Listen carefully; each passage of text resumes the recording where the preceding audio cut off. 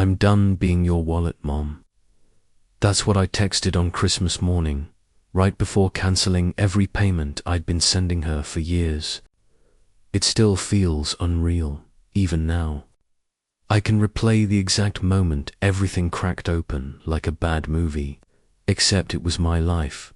I'm Alex, 31, software engineer. Husband to Erin, dad to a bright-eyed 3-year-old named Mia. I thought I had my life pretty figured out. Work hard, take care of my family, support my parents whenever they needed it. That's what a good son does, right? At least, that's what I kept telling myself.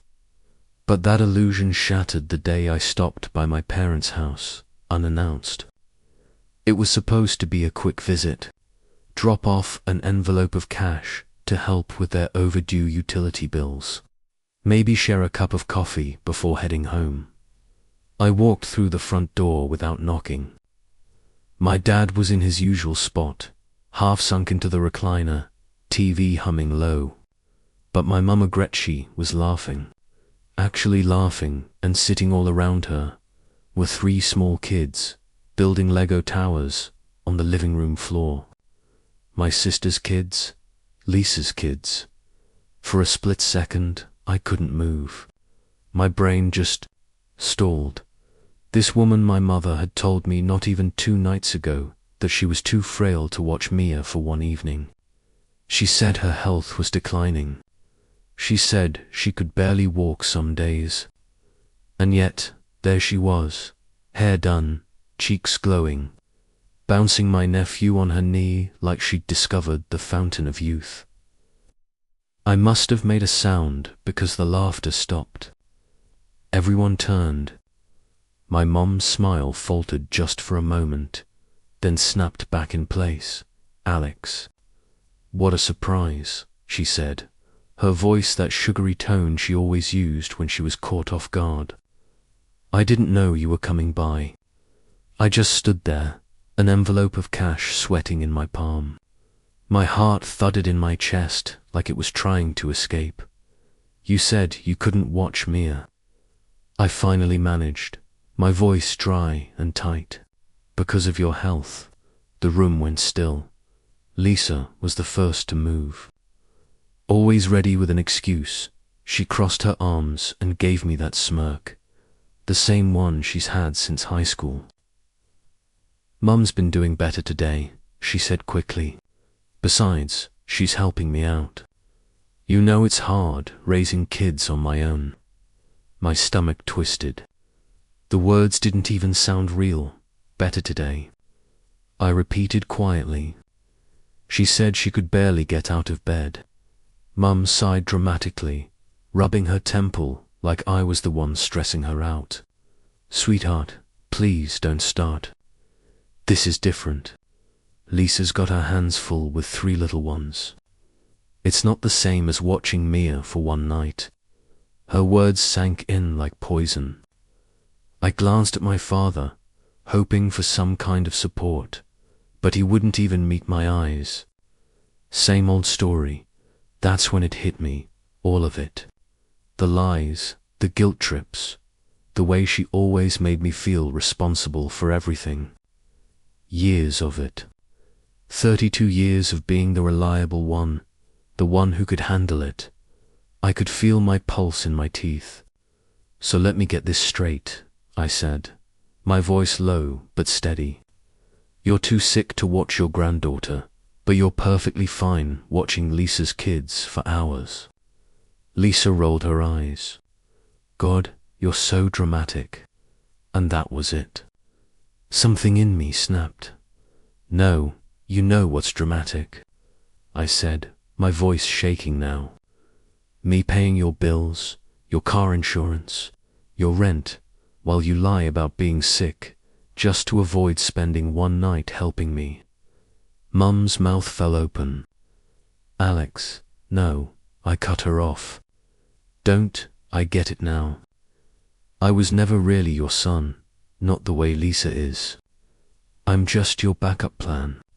The guy who keeps the lights on while you pretend to need my help. The The air in the room changed heavy, almost buzzing. Lisa's smirk vanished. Dad still said nothing.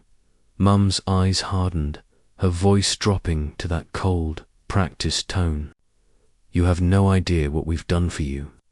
"Then tell me," I shot back. "Name one thing in the last decade you've done for me that didn't involve taking my money."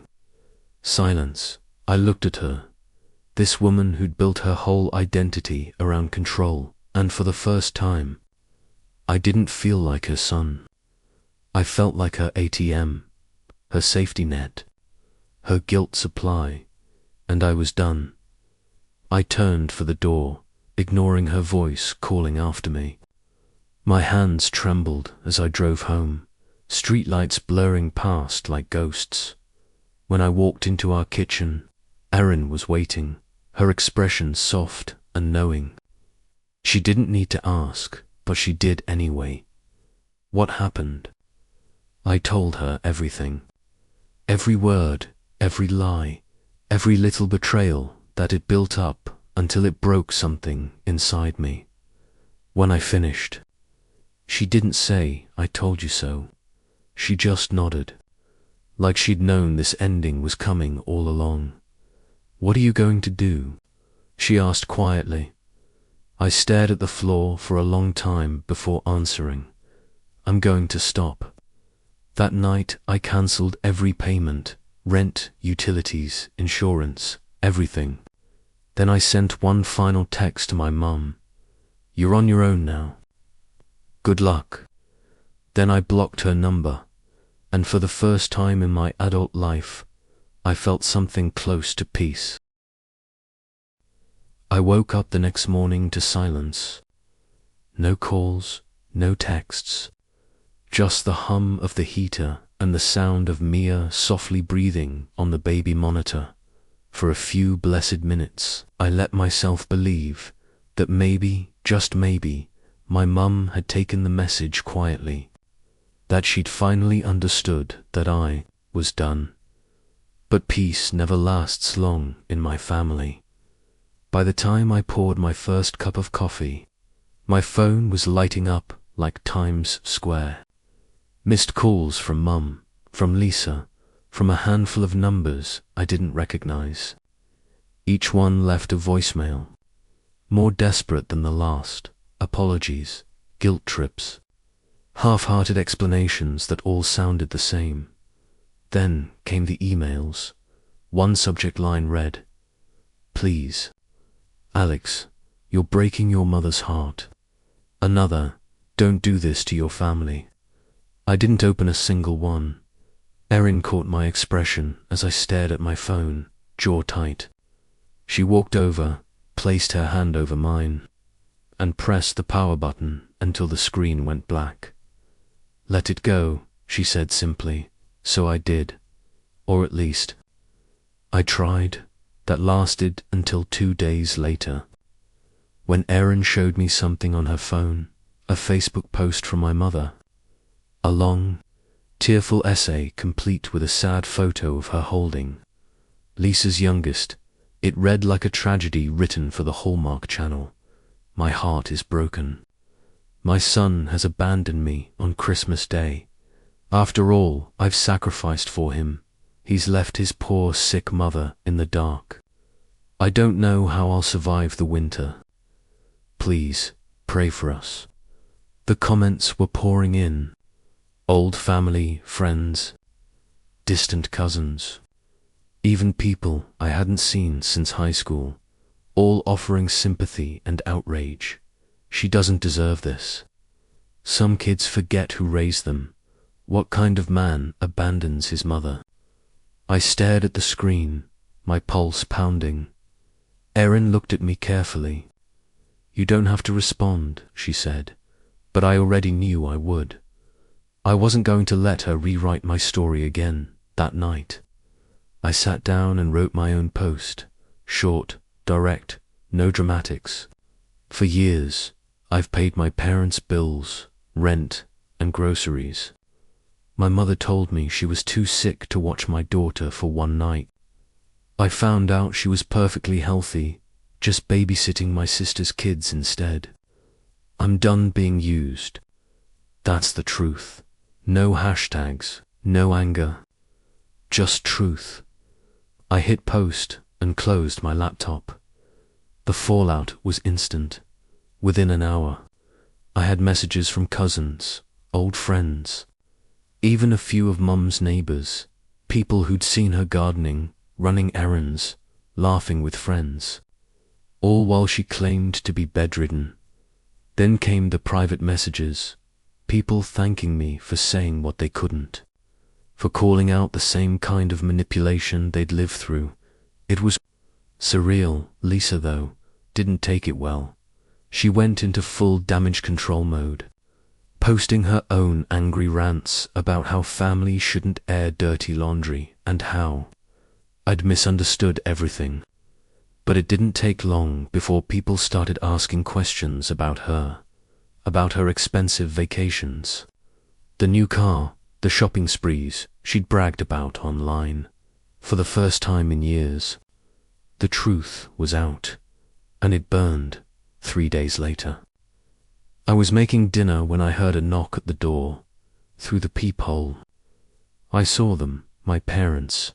Mum looked exhausted, her eyes red and swollen. Dad stood behind her, silent as always. I froze, hand on the doorknob. Part of me wanted to pretend I wasn't home. Another part, the part that still remembered being their kid, wanted to open it. I chose somewhere in between. I opened the door, but didn't let them in. Mum started crying immediately. "Alex, please. Can we just talk?" I didn't move. "Talk." Dad cleared his throat. "Son, your mother's devastated. We never meant to hurt you." "You didn't mean for me to find out," I said flatly. "There's a difference." Mum reached for my arm, but I stepped back. "Sweetheart, I know you're angry," she pleaded, "but cutting us off completely, it's cruel. We can't pay our rent. The power company's threatening to shut off the lights. Is that what you want? Your parents living in the dark?" The manipulation was so transparent, I almost laughed. "You have options," I said calmly. "Dad can get a job. You can downsize. Lisa can finally start paying for something. Or you can keep playing these games and see how that goes." Her eyes flashed. "After everything we've done for you, name one thing," I interrupted. "One thing you've done for me that didn't involve taking my money." She opened her mouth, then shut it. No answer. That's what I thought. I stepped back and closed the door. For a long time, I just stood there, my forehead resting against the cool wood. My heart was pounding, but it wasn't fear. It was release. For the first time in my life, I was truly free. No guilt, no strings, no lies, just quiet. Over the next few weeks, that quiet grew into peace. Erin and I took Mia to the beach for a weekend. We built sandcastles, ate greasy fries, and laughed until the sun went down. It was the happiest I'd felt in years. I even got promoted at work, something I'd been too distracted to focus on before. Turns out, life runs smoother when you're not managing everyone else's crises. But peace has a way of attracting noise. A month later, I heard from my aunt, my mum's sister. She skipped the small talk. "They're telling everyone you've had a mental breakdown," she said, "that you're having some kind of midlife crisis." I sighed. "Are you surprised?" "Not at all," she said softly. "Your mother's always needed to control the story. She can't stand that she's lost it. Apparently, things were bad. My parents were behind on rent again. My dad had tried to get his old job back at the hardware store, but no one was hiring. Lisa had stopped helping altogether, claiming she needed space. My aunt hesitated before adding, They're getting evicted next month. I sat there, silent. A part of me wanted to feel guilty. Another part, the louder part, felt something like justice. I'm not responsible for them anymore, I said finally, though my voice cracked just a little. I know, my aunt replied. You've done more than enough. I just thought you should know. After she hung up, I sat staring out the window at the city lights flickering in the distance. Was I a bad son? A cruel person? The thought lingered like smoke I couldn't clear. That's how Erin found me an hour later, sitting in the dark, lost in thought. She perched on the edge of my desk, eyes gentle. Second-guessing yourself? She asked. I nodded. They're getting evicted. I keep wondering if maybe I went too far. She took my hand, her voice steady. You supported them for years. You gave them chance after chance. And they still lied to you. There's a difference between helping someone and being used by them. Her words settled in my chest like something solid and warm. I smiled faintly. When did you get so wise? She grinned. I've always been wise. You're just finally listening. For the first time in a long time, I laughed. Outside, snow began to fall softly against the window pane, and for once, I didn't feel the need to look back. The phone buzzes just as I'm tucking Mia into bed. Unknown number. I hesitate. It's Dad. Erin notices my pause. Do you want to take it? She asks. I nod, though my stomach twists. It's been weeks since we went no contact, yet here he is, Alex. Can I come by? Just a few minutes. His voice trembles, older, rougher than I remember. I glance at Erin. She shrugs. Your call. I grab my coat. Mia's asleep, and Erin's already watching from the doorway, her expression steady. When Dad steps in, I notice his hair is grayer, his shoulders slumped. He doesn't even glance at the Christmas decorations we put up a week ago, the lights blinking between us like some fragile piece he's about to shatter.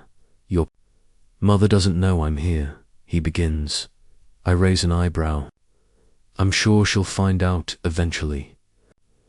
I owe you an apology. Not her usual manipulation, not a Facebook post. Me. I failed you. All of it. I study him, waiting. The man who let Mum control everything, who let Lisa thrive while I paid the bills, now suddenly remorseful. Why now? I ask, because I can't undo the past, Alex. But I want you to know, walking away was right. You were right. I feel a flicker of surprise. A man admitting he was wrong. In this house, he exhales, and the raw honesty is almost painful to watch. They're moving in with Lisa. Not my idea, hers. She's not happy either. She thought it would work out, but it's chaos. I wanted to tell you, I'm proud of you for standing up for yourself. That's more than I ever did. Something twists in my chest. Relief or the start of grief? Hard to say. I nod once. Thanks. He hesitates at the door. Merry Christmas, son. You've got a beautiful daughter. She's lucky to have you. I don't answer. He leaves. Snow crunches under his boots as he walks to his car. I close the door. Alone, I breathe in the still air. I want freedom, but the emptiness hits me first. 2 days later, a text from Lisa. Can we talk? The nerve. We haven't spoken since the Christmas confrontation. I stare at it. My fingers hover. Finally, I type when and where. We meet at a coffee shop Monday afternoon. She's different, less polished, more human. Tired lines around her eyes, hair not perfectly done. She doesn't smile at me right away. "Thanks for coming," she murmurs, gripping a coffee mug. I sit, arms crossed. Cut to the chase. "Why now?" She exhales. "I owe you an apology. You were right. Mum always favored me, and yes, I let you carry the weight alone because it was easier. I'm sorry." I blink, not sure if I expected this humility. "One apology doesn't erase 32 years, I say flatly. "No," she admits. "I'm not asking for forgiveness. Just, I see it now." I finally get it. Her words hang between us. I study her face, searching for sincerity, for anything I can trust. "I had no idea how much you did for them, for me," she says, almost whispering. "I thought it would work out when they moved in with me. I was wrong. I was part of it too." I nod slowly. "And your kids?" "They're fine. Busy, happy. They ask about Mia sometimes." We talk another 20 minutes. Small, safe topics. Workhouses, the weather. It's strange, almost mundane, compared to the chaos we've been through. But it's something. A fragile bridge between us. When I leave, I feel lighter. Not healed, not whole, just unburdened. Weeks pass. Life moves in strange rhythms. Promotions at work. Mia learning new words. Weekends at the beach. Erin and I plan a new house, one with a yard and a swing set, far from my parents' manipulations. Then, the first real betrayal since freedom, an anonymous email. Screenshots from one of Mum's friends. Financial statements showing Dad moving money from his account to Lisa's. Small amounts, nothing massive, but deliberate. A pattern. They've been siphoning funds, hiding things, even now, months after I walked away. I feel a cold rage building. Erin sees it, but I can't speak. Words fail me. I realize I'll never fully escape them. Their lies, their manipulation, it's embedded, and I can only guard my own life now. Lisa contacts me again. Her message soft, apologetic. "I want to make amends, Alex. I really do." I stare at the screen. I want to believe her.